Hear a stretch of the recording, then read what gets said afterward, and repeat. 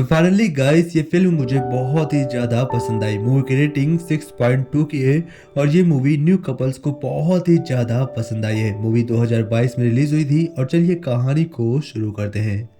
Film की शुरुआत होती है राकेल नाम की एक लड़की से जो अपने कंप्यूटर में किसी लड़के की फोटोज कुछ पर्सनल वीडियो सेव कर रही होती है। ये लड़की बहुत ही ज़्यादा खूबसूरत है और इसे अपने घर के सामने वाले लड़के से बहुत ही ज़्यादा प्यार है। और राकेल ने एरिस के बहुत सारी पर्सनल फोटोज को अपने लैपटॉप या कंप्यूटर में सेव कर रखा होता है। राकेल का एक वाईफाई भी होता है जिसमें हमेशा बहुत ही तेजी से नेटवर्क आता है। वह अपने वाईफाई को किसी के साथ शेयर नहीं करना चाहती, लेकिन एरिस के घर पर कोई भी वाईफाई नहीं होता, इसलिए वह रात में राकेल के वाईफाई को यूज करता है। लेकिन एरिस को पासवर्ड नहीं पता था, इसीलिए वह राकेल के लैपटॉप को हैक करता है। और जैसे ही वो उसके लैपटॉप की सारी डिटेल्स देखता है उसे पता चल जाता है कि वो उसके बारे में क्या सोचती है, क्योंकि राकेल ने अपने कंप्यूटर या लैपटॉप के अंदर बहुत सारी ऐसी चीज़ें रखी थी जिससे यह साबित होता है कि वह एरिस को बहुत ज़्यादा चाहती है। लेकिन एरिस को यह पता लगने के बाद भी वह राकेल को कुछ नहीं बताता।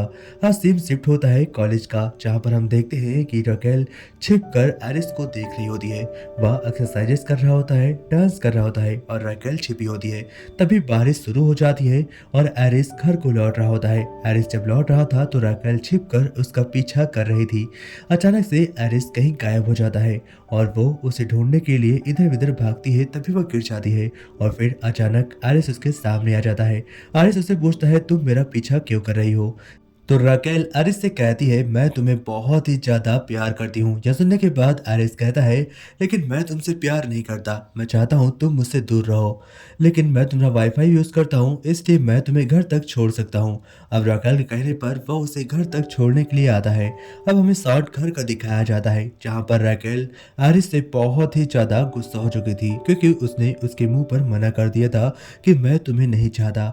बट असल में एरिस भी राकेल को पसंद करता है, लेकिन वो उसे दिखाता नहीं और एरिस अपने फीलिंग्स को कंट्रोल नहीं कर पाती। और फिर से घर का सीन दिखाया जाता है जहाँ पर राकेल घर पर बैठी होती है और वो जानबूझकर वाईफाई को बंद कर देती है। एरिस विंडो से फांद कर आता है और वाईफाई को फिर से चालू करता है और राकेल से कहता है कि तुम्हें इसके बदले क्या चाहिए, बताओ मैं तुम्हें दूंगा। तब वह उसे किस करने के लिए बोलती है, लेकिन वह उसे किस नहीं करता, वो उसे ऐसे ही छोड़कर विंडो से कूदकर बाहर आ जाता है। अब हमें दोनों को काम पर दिखाया जाता है जहां दोनों जॉब करते थे। यहीं पर एक योसी नाम का लड़का भी हमें दिखाया जाता है। योसी राकेल को बहुत ही ज्यादा पसंद करता है, लेकिन वह कभी बता नहीं पाता। इतनी देर में यहाँ पर एरिस आता है और रात की पार्टी के लिए दोनों को इनवाइट करता है।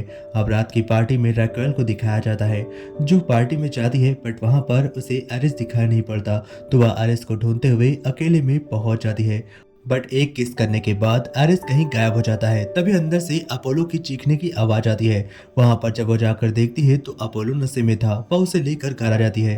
अपोलो एरिस का भाई होता है।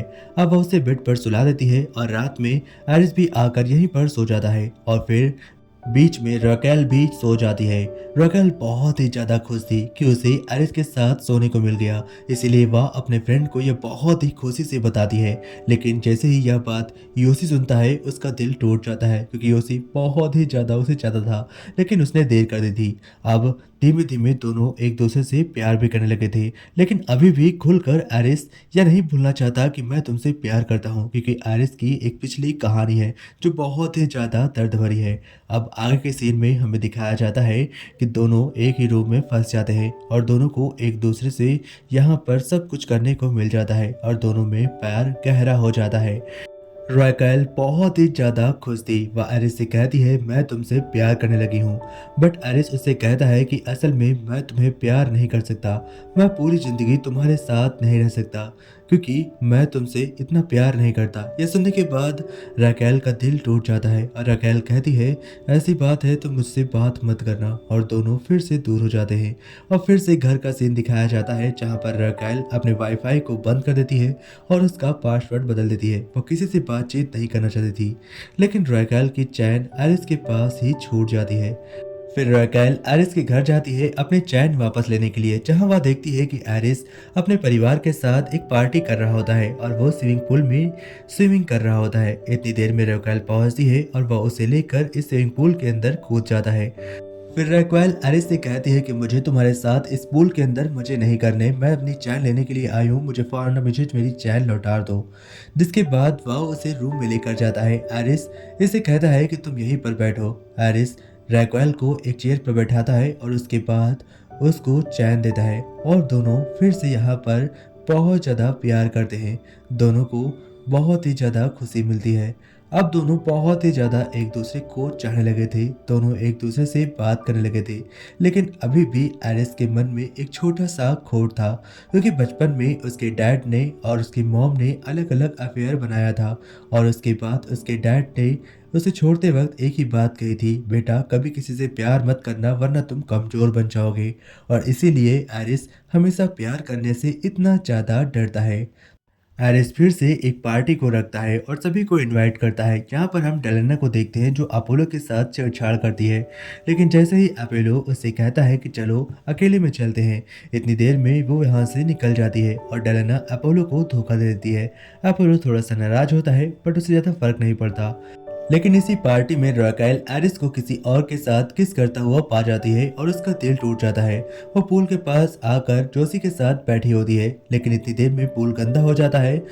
रैक्वेल और योशी यहाँ से उठकर भाग जाते हैं। अब एरिस इधर चुपचाप अपने घर पर बैठा होता है और वो लगातार उसे मैसेज कर रहा था, यानी कि वो उसे रैक्वेल को मैसेज कर रहा था। पार्टी से आने के बाद रैक्वेल उसके घर के बाहर ही सो जाती है, इसलिए वो उसे उठाकर कमरे में लाता है और उसे सुला देता है। इससे पहले एरिस यहाँ से जाता वो उसका हाथ पकड़ती है और कहती है यहीं पर रुको। एरिस जब वो नशे में थी तो एरिस बोलता है मैं तुम्हें बहुत ज़्यादा प्यार करता हूँ, लेकिन मैं प्यार करने से डरता हूँ।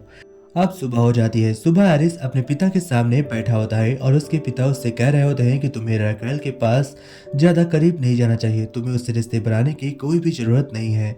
यह सुनकर एरिस सीधा कॉलेज जाता है और कॉलेज में उसकी मुलाकात फिर से रैक्वेल से होती है।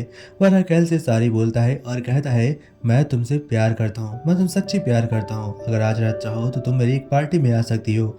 रॉकेल कुछ देर सोचती है और उसके बाद उसे हाँ कर देती है और वो उससे कहता है मैं तुम्हें बहुत ज़्यादा चाहता हूँ, तुम इस बात से बेफिक्र रहना। अब हम रात का सीन देखते हैं जहाँ पर दोनों एक साथ एक पार्टी में आए हुए थे, लेकिन असल में यह कोई पार्टी नहीं थी। यहाँ पर एक छत का सीन दिखाया जाता है जहाँ पर रैक्वेल और एरिस ही थे। एरिस ने यहाँ पर एक अच्छा सेटअप कर रखा था और रैक्वेल को यहाँ पर खुश करना चाहता था। वह उसे बहुत सारा प्यार देता है और यहाँ पर दोनों फिर से एक बार बेइंतहा मोहब्बत करते हैं और दोनों बहुत ही ज़्यादा खुश होते हैं। नेक्स्ट सीन में फिर से एरिस रैक्वेल को एक पार्टी के लिए पूछता है और एक बार ये पार्टी सच में होने वाली थी। ये पार्टी काफ़ी ज़्यादा शानदार थी। रैक्वेल पार्टी में आने के लिए मान जाती है और वो एक स्कूल पार्टी में जाने के लिए रेडी भी होती है। लेकिन इस बार योशी को चांस मिलने वाला था, क्योंकि पार्टी में जो होने वाला है वो बहुत ही ज़्यादा इमोशन भरा होगा।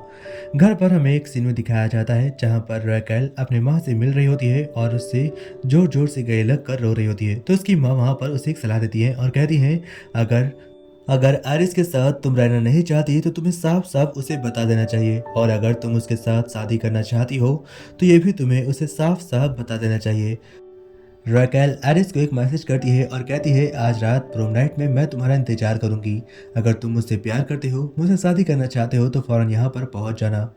हम देखते हैं कि एरिस भागता हुआ बिना तैयार हुए इस पार्टी में पहुंच जाता है जहां पर योशी उससे मुलाकात करता है और योशी उस रास्ते में ही कहता है कि मैं तुमसे जानता हूं, मैं तुम्हें अच्छे तरीके से जानता हूं कि तुम आखिर में रैक्वेल को धोखा दोगे, इसीलिए मैं तुम चाहता हूं कि तुम यहां से फौरन निकल जाओ। और अनाप शनाप बोलने के बाद जब रैक्वेल गुस्से में पुल के पास आता है तो उसका पैर फिसल जाता है और वो पुल के अंदर गिर जाता है। यहाँ पर पानी के अंदर ज़्यादा केमिकल होते हैं और पानी साफ हो रहा था, इसलिए उसकी भी सांसें रुकने लगती हैं, उसकी तबीयत बिगड़ जाती है। और जैसे ही यह बात योशी रैक्वेल को बताता है, रैक्वेल भागते हुए वहां पर आती है और पूल से बहुत ही मुश्किल से यहाँ पर उसकी जान बचाती है। एरिस जैसे ही बाहर निकलता है वो सेफ होता है, लेकिन उसे हॉस्पिटलाइज कर दिया जाता है। वो हॉस्पिटल में पहुंच जाता है और हॉस्पिटल से निकले के बाद आखिर एरिस सबसे पहले रैक्वेल के बारे में पूछता है। उसके घर वाले भी अब रैक्वेल को एक्सेप्ट कर लेते हैं और एरिस रैक्वेल फिर से अपनी जर्नी एक नए सिरे से शुरू करते हैं। दोनों इस बार एक थे और दोनों को कोई भी दूर नहीं कर सकता था। एरिस को पढ़ाई के लिए बाहर जाना पड़ता है और हंसी खुशी रैक्वेल उससे अलविदा लेती है और कहती है वापस आने तक मैं तुम्हारा इंतजार करूंगी। इधर हम देखते हैं कि रैक्वेल भी अपनी किताब लिख लेती है और लास्ट में अपनी किताब को पब्लिश कर देती है। बहुत सारे लोग उसकी कहानी सुनकर इमोशनल होते हैं और रोने लगते हैं। और रैक्वेल और आयरिस अभी भी एक दूसरे से चैट कर रहे थे, दोनों एक दूसरे से प्यार करते हैं। और इसी के साथ इस स्टोरी की एंडिंग होती है। तो दोस्तों कैसे लगे स्टोरी कमेंट में जरूर बताइएगा। और अगर आपको यह स्टोरी थोड़ी सी भी अच्छी लगी हो तो वीडियो को लाइक एंड चैनल को सब्सक्राइब जरूर करिएगा। जय हिंद दोस्तों, टेक केयर दोस्तों।